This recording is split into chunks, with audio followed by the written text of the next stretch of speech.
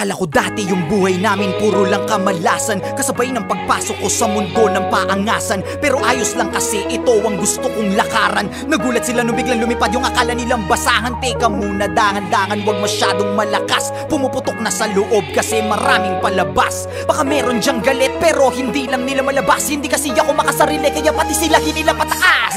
Teka, ang dami nagbago, ugali pati na mukha mo. Ganyan na ba yung mga dapat gawin para mahalin ng mga tao?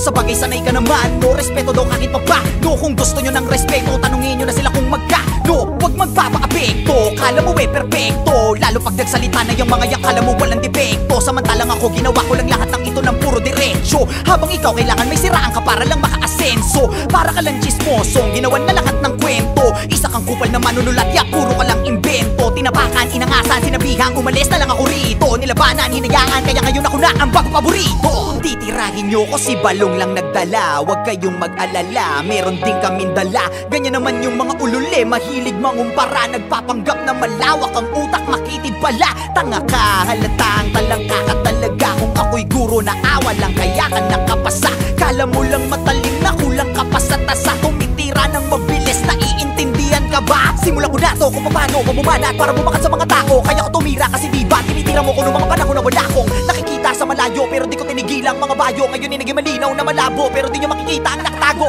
Kala mo yun na di patapos, mga tira ng dila ko di patapon. Nakapila ka di ba, halika ngayon para malaman nila yung kuting sa liyon. O siya, sige na, malakas ka na nun. Dapat alam mo na yung panahon, samantalang ako isa na yung mabaon. At alam ko na rin bumalik pa ako. Gusto kong magpahinga sa industriya na parang ang hirap ng huminga. Gusto kong magpahinga sa industriya na parang ang hirap ng huminga. Kulang tong 44 para makwento ko pa lahat ng tunay na nangyari, gagawing pelikula. Kulang tong 44 para makwento ko pa lahat ng tunay na nangyari, gagawing pelikula. Manood ka. Manood ka.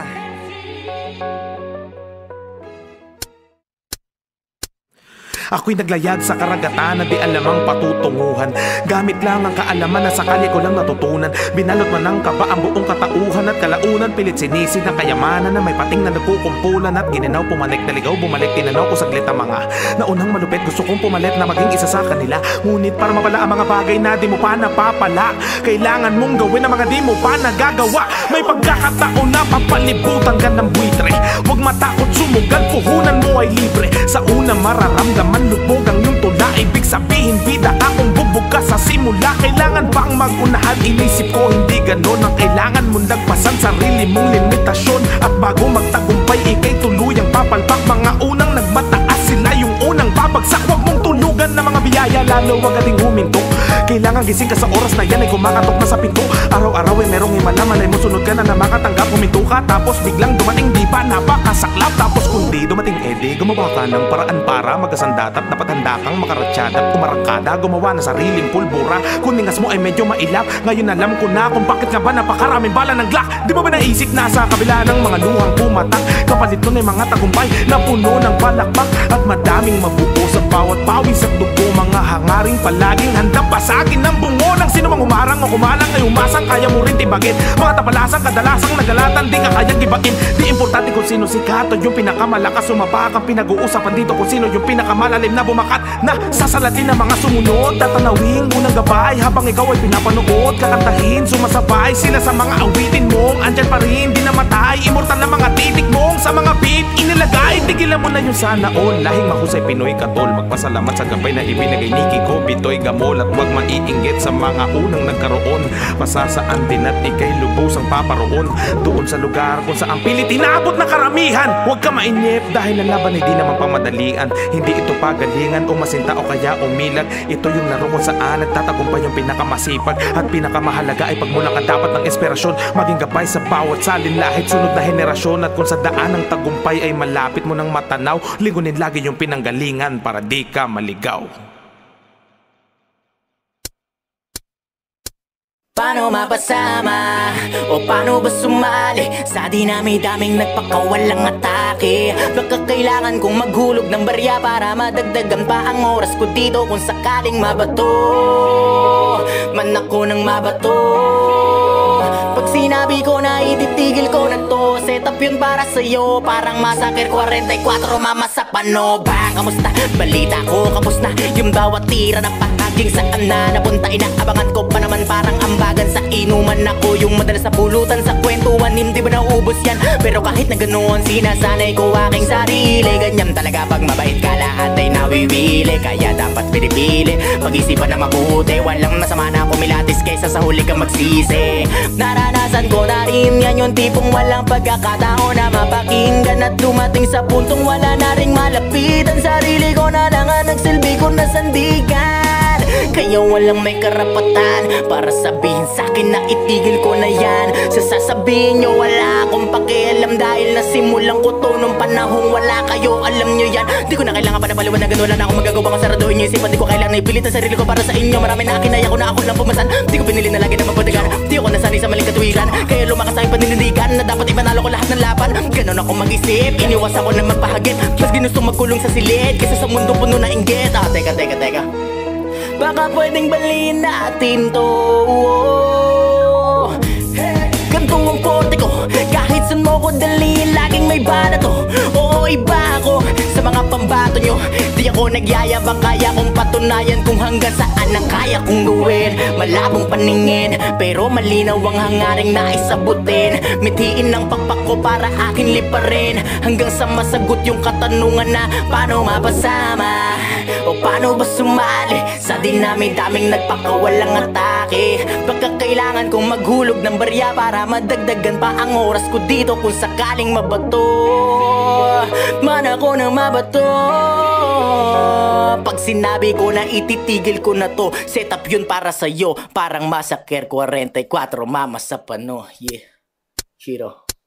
Sige ako naman na parabang tagay ng baso pag-ikot. Yung only get one shot, ang sabi ni Emba wala magpakipot. Tulad ng unang ako'y naparito, paalala mga nakalimot. Dinamit ang hinagi sa gitna ng mga meron na nakapalibot. Hanggang sa huling patak ng tintay, titiyakin na masulit. Mas diniin ng mga sulat, papili bahagya mamapunit. Sa kasulukuyan ay ano naman kung mga salita mo naguwit. Ay yaga sa makasunod panapakin na ay makikita pa rin nakaukit. Dragong sa loob, kung natulog, tila na alimpungatan na marinig ko ang beat at mga next beat. Nagmadaling nga isulatan, salamat lang, isa ka sa amin. Sa mga naging huwarang pati na si Lunet, si Kiko, si Andrew E, wala na maraming usapan. Salamat sa mga naunang pumatag na ating dinadaanan. Sa mga bago na nagpatuloy na sinimulan nilang pinagayaman. Mga old school, new school, pilit yung pinaglalaban. Kakisa ang school kayo dong galing mo karing wala kayong pinag-aralan. Tama na yan, ano ba naman, bakit pa ganyan, bakit pa ganun? Lagi na lang nagbabangayan, kakit na saan o kakit pa ron, kakit ilan o kakit pa nun. May mga maoy talagang lakas na manghamon, pero pag sila ang nalamon at pinalagaan, ang daming rason.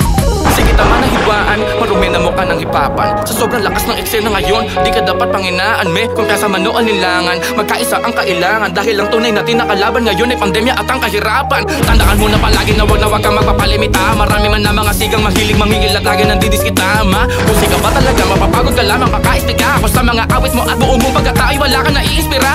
Apektado, arigado, mapaluma, mapabago. Mga gago, tarantado, teka nasan na nga ba ako? Wala man to sa plano, kahit paano nakasalo. 44 pamatay parang mama sa pano. Nabisi lang ako masyado, wait, welo lang saglit. Kahit din ako yung dati na taong gumigeto lang sa streets na busy man sa probinsyano, pag tumerno nasa beat. Asahang buhay pa rin parang si Cardo lang na nakaheso, yam na chip. Wala pa rin nagbabago, tol, ako pa rin si Smag. Yung dating yun na ini-snap, pero napansin ni Gab. Nagsikap, nagsipag, hanggang mapabilang di sama. Makapagdagdag ang bagsa kapag makapagpagpagdaming si Club. At payo ko sa mga di pa punit, ang lambing ng mga burat. Kung malayo gusto marating, mahaba ang biyahe, wag kang maurat. Tandaan lagi saan ka nagmula, saan ka nanggaling, saan ka nagbuhat. Bago magbunga na matataas, palalimin ang kapit ng mga ugat.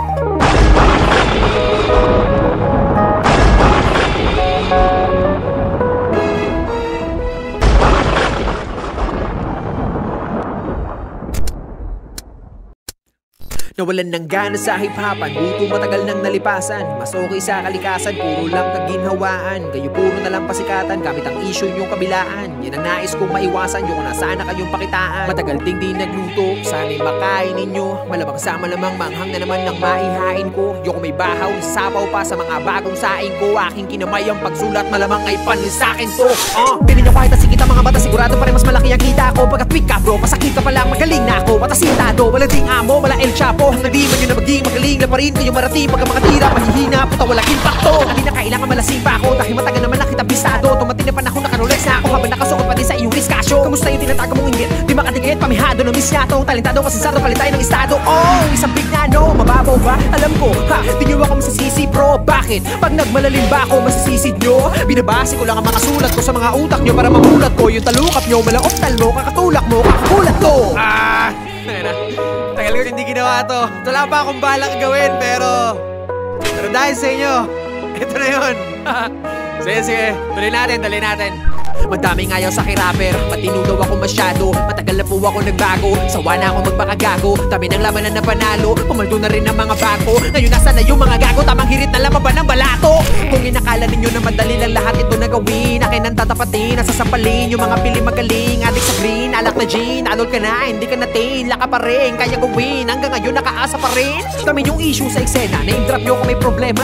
Puro parinig, walang payanig, bukod sa baduy puta o na. Tama na yung kababawan nyo, mga naunat kasabayan ko. Puro katangahan naman yung pinagdadala nyo ng katapangan nyo. Ako na ako sa Palawan bro, goods na ako sa galawan ko. Kaya sorry na sorry sa lahat ng naangasan ko. At sa mga kabataan, pumili ng hahangaan. Patunayan nyo ang salita, kayo ang pag-asa ng bayan. Isa lang ang aral na tinuro sa atin ng panahon ngayon. Kung ano man ang mayroon, di pang habang buhay yun. Kaya huwag nating sayangin ang bawat pagkakataon. Ang salitang bukas, kaya bukas meron pa bang ganun?